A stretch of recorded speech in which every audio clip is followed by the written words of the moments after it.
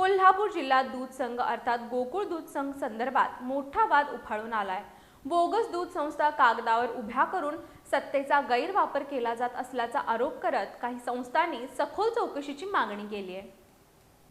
कोल्हापूर जिल्ह्यातील विविध दूध संस्थांनी गोकुळ दूध संघ या संदर्भात गंभीर आरोप केले आहेत। सुमारे 1200 दूध संस्था अवसायनात काढण्यात आल्याच्या पार्श्वभूमीवर या निर्णयामागे बोगस आणि कागदावरच अस्तित्व असलेल्या संस्थांचा प्रभाव असल्याचा दावा करण्यात आलाय। स्थानिक दूध उत्पादकांच्या मते काही ठिकाणी एकाच गावात अनेक नवीन संस्था काढून स्पर्धा निर्माण केली जात आहे। यामुळे खऱ्या दूध उत्पादक संस्थांचं नुकसान होत असून त्यांच्या दूध संकलनावर परिणाम होतोय। तसंच काही संस्थांकडून महिन्यातून एकदाच मोठ्या प्रमाणात दूध दाखवून सरासरी वाढवली जाते आणि त्या आधारे संस्थांना मताधिकार मिळवून दिला जातो, असा आरोपही करण्यात आलाय। दूध संस्थांनी प्रशासनाकडे मागणी केली आहे की केवळ कागदपत्रांवर न थांबता प्रत्यक्ष गावात जाऊन संस्थांची तपासणी करावी।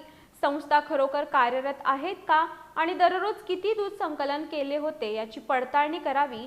ही तपासणी पारदर्शकपणे न झाल्यास भविष्यात बोगस संस्थांच्या माध्यमातूनच संघावर नियंत्रण राहील, असा इशाराही देण्यात आलाय।